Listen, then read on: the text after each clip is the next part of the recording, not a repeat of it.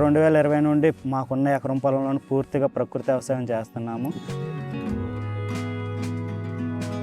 PMDS 30 రకాల విత్తనాలు అనేది వేయటం జరిగింది. ఇవి వేయటం వల్ల ఏంటంటే గేదెల మేతకు, తర్వాత భూమిలోని సూక్ష్మజీవుల అభివృద్ధికి ఒక మొక్కకు కావాల్సిన పోషకాలు మరో మొక్కకి ఎక్కువ అందుతాయని సిఆర్పీలు చెప్పారు. నిజమా కాదని మేము ఫస్ట్ సంవత్సరం చేసినాం. అలా చేయటం వల్ల నిజమని నిరూపించబడింది. మాకు ఆదాయం వచ్చింది, పశువుల మేతకు ఉపయోగించుకున్నాం. అట్లనే ఆకుకూరలు, గోంగూర, ఇవి కూరగాయలు కూడా మేము పంట నుండి ఆదాయం తీసుకున్నాము.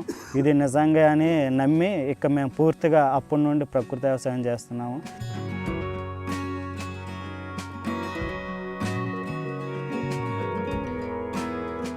అందరికీ నమస్కారం. నా పేరు ప్రశాంత్. నేను డిగ్రీ చదువుకున్నాను. మాది త్రూరు మండలం, కాకర్ల పంచాయతీ, రామనపాలెం విలేజ్, ఎన్టీఆర్ డిస్టిక్.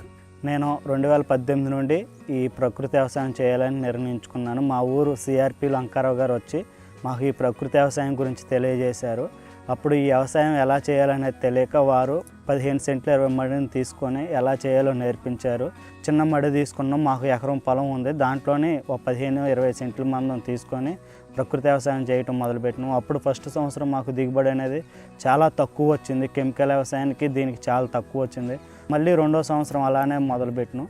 అప్పుడు కొంచెం మళ్ళీ కెమికల్ వ్యవసాయానికి, ప్రకృతి వ్యవసాయానికి కొంచెం తేడా అనేది ఒక 3-4 బస్తాల తేడా వచ్చింది.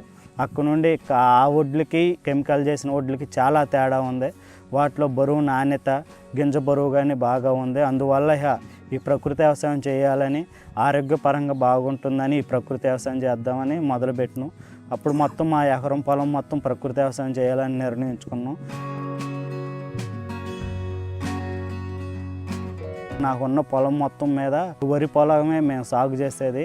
ఈ వరి పొలం సాగులోని ఫస్ట్ బీజామృతం విత్తన శుద్ధి చేసుకొని, తర్వాత ఈ కొసలు దంచడం వల్ల ఉపయోగాలు చెప్పారు. పైన కొసలు దంచు నార్మల్లోని పురుగులు ఉంటే అవి గుడ్డు వ్యవస్థ ఉండి మళ్ళీ పొలం మొత్తం వ్యాప్తి చెందుతాయి.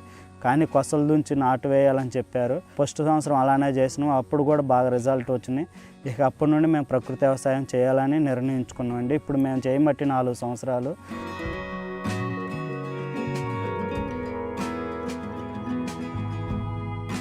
ఎటువంటి రసాయనాలు వాడుకోకుండా పూర్తిగా ప్రకృతి వ్యవసాయమే చేస్తున్నాం. ఫస్ట్లో ఎక్కువ కషాయాలు, ఎక్కువ ద్రవజీవామృతం, ఘనజీవామృతం అనేది వేసేవాళ్ళం. ఈ సంవత్సరం అయితే అసలు మేము ఎక్కువ ఘనజీవామృతం అయితే 200 కేజీలు వేసినాం. ద్రవజీవామృతం 2 సార్లే పారించినాం. నీమాస్త్రం ఒకసారి స్ప్రే చేసినాం. ఇక అంతకంటే ఎక్కువ అసలు ఏమీ అవసరం లేకుండా పోయింది. భూమి అనేది స్పాంజ్ లాగా అయింది. కార్బన్ శాతం పెరిగింది. అందువల్ల మాకు దుబ్బు కూడా ఎక్కువ చేసింది. పిలకలు ఎక్కువ శాతం వచ్చినాయి. కంకి బారు కూడా బాగా వచ్చింది. ఎక్కువ దిగుబడి వచ్చిద్దామని మేము ఆశించుతున్నాం.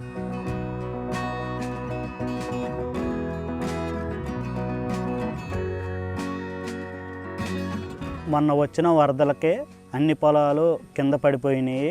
కానీ ప్రకృతి వ్యవసాయం చేసే వాళ్ళ పొలాలు మాత్రానికి తట్టుకొని అలానే నిలబడి ఉన్నాయి.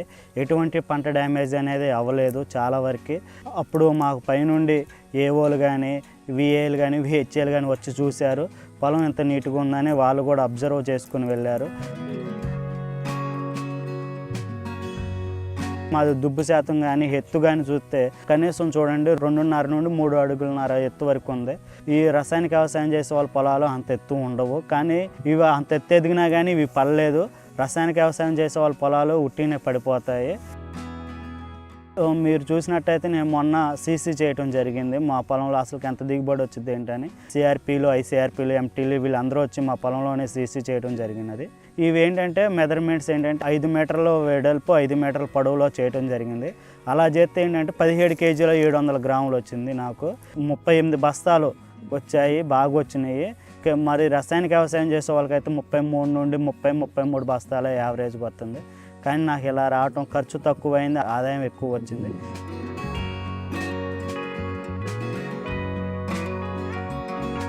ఇప్పుడు మా పొలానికి కోయడానికి సిద్ధంగా ఉంది. నేను ఆశించిన ఆదాయం వస్తుందో రావట్లేదో మీ అందరి ముందు లైవ్లో చూపెట్టడం జరుగుతుంది.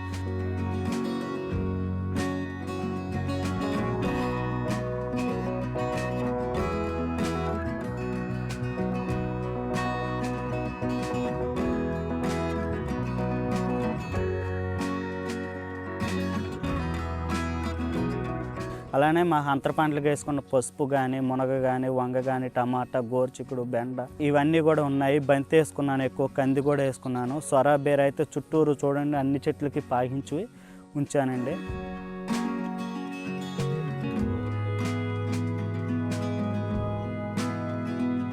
ప్రధాన పంటతో పాటు కొన్ని అంతర పంటలు వేసుకున్నాను. గెట్ల మీద ఆకుకూరలు, గోంగూర, తోటకూర, పాలకూర వేసుకున్నాను.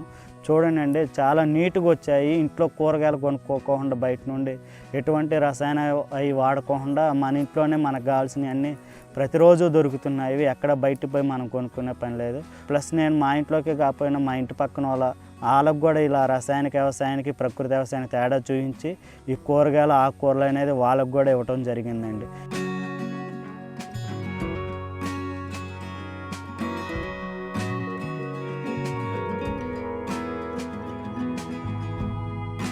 మీరు కూడా ఫ్యూచర్లో అందరూ ఇలా వేసుకొని అందరికీ అధిక రాబడులు రావాలని, ప్లస్ మీకు కూడా ఆరోగ్యపరంగా చూసుకుంటే మాకు చాలా ఉపయోగాలు ఉన్నాయి. మా తల్లిదండ్రులకి, మాకు, మా పిల్లలకి. మీరు కూడా అందరూ ఆరోగ్యకరమైన ఈ ఆహారం తీసుకుంటారని కోరుకుంటున్నాను.